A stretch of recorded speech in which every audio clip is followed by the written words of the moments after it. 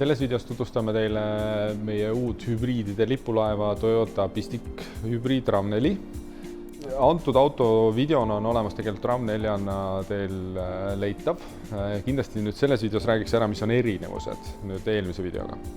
Antud auto punane värv kindlasti on just konkreetselt Pistik hübriidile, see on siis heledamat tooni. Premium varustus, mis on siin, siis saab ainult musta katusega.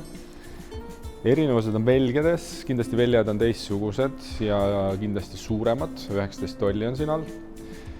Edasi liikudes ettepoole kindlasti märkate, et esipamper on teistsugune, on alt laiem, kindlasti iluvõre on teistsugune ja ülejäänud osas peaks olema ikkagi sama. Siit edasi liikudes tagaosa juurde, siis kindlasti võib mainida ära veel selle, et Pistik hübriidil on ka need plastikkatted, alumised osad värvitud kujul. Tagaluugi avamine käib samamoodi ja erinev on nüüd tava RAV4-ga see, et põhipagasiruumis on tõus, väikse tõusuga. See on nüüd sellest, et seal on need lisaakud, siis, mida saab kasutada siis elektrisõiduks. Nagu näete ära, siin on siis kaks varianti juhtmepunti, ühesõnaga üks on siis, mis on kodulaadimiseks. Võib meelde jätta, et kodulaadimisel ajakulu laadimiseks on kuskil 7,5 tundi. Aga saab seda kõike jällegi reguleerida, mis ajal ta siis ühesõnaga laadima hakkab ja nii edasi, et seda peaks saama isegi raadioseadetes seda teha. Teine juhtmepunt on siis kiirlaadi jaoks ja võib meelde jätta, et kiirlaadijaga laeb aku täis 2,5 tunniga. Kindlasti antud varustusel, nagu näete, on JBL helisüsteem olemas juba. Panoraamkatus on siis lisavalikuna, et seal on valikud, kas soovid või ei soovi, et seda on võimalik siis lisana võtta. Sulgemine samamoodi nagu tava RAV4-l. Tankimisavade puhul siis tankimisava oli meil bensiini jaoks ikkagi seal vasakul pool. Laadimise ava reaalselt on nüüd siis siin paremal pool. Laadimisava avaneb sellisel kujul, et sa vajutad siia peale, avanud ja pistiku saad siis siia panna ja pistiku selle katte saab hoiustada senikaua siis siia. Jällegi tuleb meeles hoida, et siin on üks tuluke, mis hakkab siis põlema. See tähendab seda, et ta laeb. Äravõtmiseks on vaja siis uksed avada, laadimine katkestada, siis saad pistiku kätte. Ennem ta siis ei tule lahti, ta on lukustatud. Täis laetud akuga saab sõita antud autoga siis keskmiselt 75 kilomeetrit. Linnasõidul on keskmine kilometraaž kuskil 98 kilomeetrit. Ja kindlasti tuleb siis valida endale sobiv sõidurežiim, kas elekter, hübriidelekter või valib siis automaatselt ise kiirendamisel, abistab siis bensiinimootoriga, et need valikud kõik on numpude näol olemas salongis. Antud autot saab ainult 4 veona ja esivedu lahendust ei ole ja varustusklasse on siis 2, on executive kui premium. Ja siit liiguks edasi siis salongi, vaataks, mis erinevused on seal. Salongis siis räägiksin ära jällegi erinevused tavalise RAV4-ga, et RAV4 eelmises videos on teil siis kõikide funktsioonide kohta, nuppude kohta juba info olemas.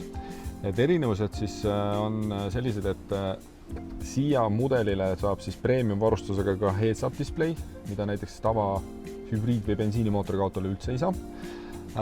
Siia ekraanile tuleb info siis elektrisõidu osa kohta või siis kütusekulu kohta eraldi, et vastavalt siis millise sõidurežiimi sa valinud oled, näitab ära siis kütusekulu liitrites või kilovatt-tundides. Siin kõrval siis, kus on bensiini, ühesõnaga, kui palju kütust on, eks ju. Siin all on ka siis ühesõnaga aku, näitab ära palju aku laetavus on. Edasi liikudes siis olulised kohad kindlasti on siin ekraanil. Ekraanil näeb ära siis samamoodi, mis mootor hetkel töötab ja nii edasi, eks ju, ja kindlasti tuletan meelde, et kui teil on aku täis, siis siin ekraanil näitab aku elektriosa täis. Kui nüüd laetud osa saab tühjaks, siis kindlasti juhin tähelepanu, et ta ei näita akut täis hübriidi osas. Hübriidi osa töötab täitsa eraldi ja ta näitab teile ainult 2 pulka või 3 pulka maksimaalselt. Edasi minnes on siis sõidurežiimid. Siin all on siis valikud auto EV või auto HV. See tähendab seda, et EV, kui te valite siit nupust, siis ühesõnaga tuleb EV mode. Ühesõnaga, see ongi puhas elekter. Teine valik on auto EV või HV. See on see, et ta sõidab elektri pealt, aga vastavalt siis, kui on vaja kiirendust, ta abistab bensiinimootoriga. Kõrvalnupp on siis EV-HV, see on siis tavaline hübriid. Ühesõnaga toimetab siis niimoodi ja selle nupu alt, kui te hoiate nüüd seda 5 sekundit peal, see tähendab seda, et ta hakkab siis bensiinimootoriga reaalselt laadima seda hübriidi reaalset akut või tähendab siis elektriakut. Et seda kõike saab siit reguleerida, sättida, aga loomulikult säästlikum on ikkagi kodus ise laadida juhtmega või kiirlaadijast, eks ju. Mis siis meil olulist on, kindlasti on istmekatted teistsugused ja eelmises videos me ei puudutanud tegelikult katuse, siis panoraamkatust.